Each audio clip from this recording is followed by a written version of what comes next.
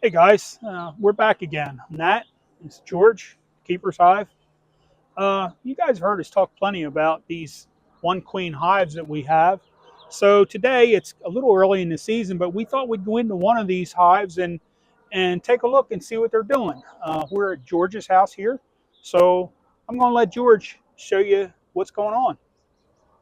Yeah, so today we're just excited to see about the honey production on the one queen keeper. We know the two queen keepers make a ton of honey, but we also believe that the one queen keeper makes enough honey for you to enjoy and share with your family and friends. So Dave, we're going to sort of go into this hive right here, and we're going to, like Nat said, take a look at what's going on, and we're going to weigh some supers and get, we know the scale don't lie, unfortunately, you know what I mean? So we're going to take a look at what these hives are producing today.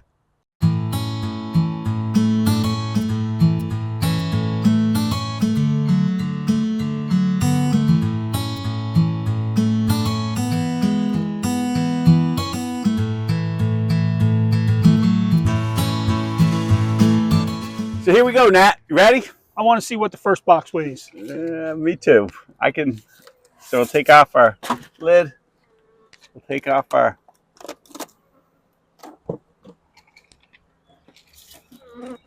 I'm going to step over to the other side here. Okay, Nat. You know what? Hang on a second. We're going to need to re-zero because this thing's shut down. Dave, let me have that box. Okay.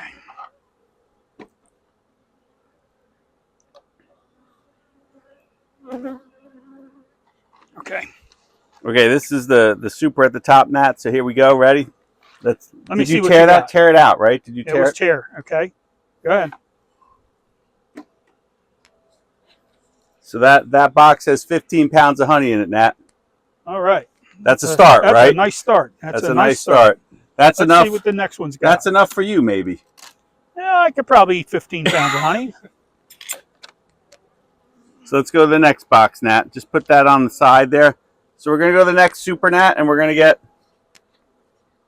18.3. So can you do math? Sometimes I can. What It are we up sounds to? like 33.3. 33 pounds of honey so far, Nat. I don't know about this one, Nat. I put this one on last week, so this one's a little bit lighter. All right. Just well, to be. We got 33 so far. There's another 9.3, so that brings us up to 42 pounds. 42 pounds, and we got one more super on this hive, Nat. You sure about? Again, these were just added last week, so we're at. And 11, that makes 53 pounds of honey, and here we are the second week of May. Now We have another 4 or 5 weeks of foraging for these bees. So what was our total so far? 54 pounds of honey, Nat. And that's not including this spacer box that we'll harvest at the end of the year for our fall varietal honey. And it also doesn't include the exchange box. We like leaving the exchange box for the bees for the winter, but let's just see what's in the exchange box, Nat. All right. Just to see. Now, you could harvest this box. You could harvest the exchange box once the brood hatches out, but I like to think mediums are for me and deeps are for the bees, but there's an extra 19.4 pounds of honey on it, Dave. I would say conservatively 15 pounds because this is a deep box and we zeroed with a medium. You're being detail oriented, Nat. I am. Well, I want to tell people the real deal. I don't want to make up anything. So the bottom line, I would say, Nat, is like the one queen hive is not going to produce the hundreds of pounds of honey that the two queen hive will produce, but I think if you can reliably get 40 or 50 pounds per hive, you're probably pretty happy. Well, we're in the second week of May, and already we've got 50 pounds of honey in this hive. Awesome. So let's stack it back up, Nat, and let them continue to do their work, okay? All right. Go get them, girls. People kind of, a 5-frame nuke box, right? This weighs about, with the honey and the frames in the box, is about 20 pounds. So most people are able to lift this off, right? So unlike a 10-frame, either 8 or 10-frame medium box, which is weighing about, 35 or 40 pounds, this is going to max out at about 20 or 25 pounds in weight. So it's a lot easier to use. The other thing that is that these that we're using nuke boxes as supers instead of 10 frame boxes.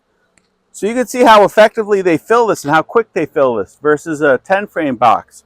So what you can do is give it another week or so until when they start to cap, or do the shake test. Nothing's dripping out of that. So maybe the water content of this honey is low enough where you're able to harvest this in the next week or so. And then you put that right back on the hive.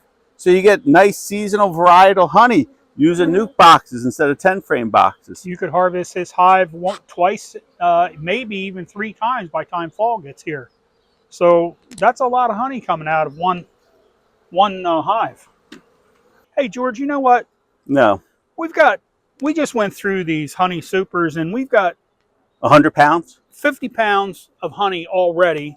Plus the weight of the boxes? Can we still get in that brood chamber without lifting all this stuff off? I don't know, Nat. Let's see. Go in there and see if you can find me that queen without lifting all this honey off of there.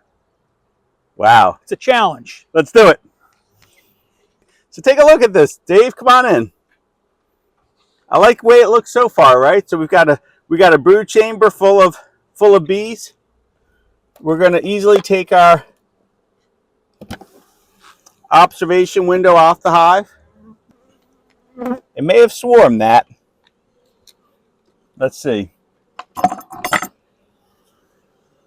No, it hasn't swarmed because the guy that takes care of this hive, he knows how to do the Demaree.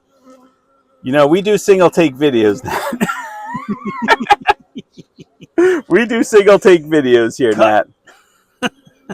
So I can tell you, Dave, I know you can't see, but on this frame, this is frame number 2, there's eggs on this frame.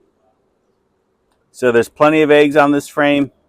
So the likelihood of this swarming is pretty low, Dave. So let's take a look. Nat's asked me, so there's over 100 pounds over 100 pounds. So this is a nice brood frame, cap brood.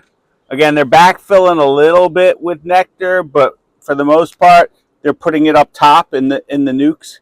So that's a brood frame. Frame number 1's a brood frame. Nat wants me to find the queen. So here's frame number 3. Frame number 3 is there's an uncapped queen cell, right? This one's full. So we need to don't destroy them yet. Yeah, the queen's in here, Nat. No worry. So again, it's the time of year where the bees are thinking about swarming.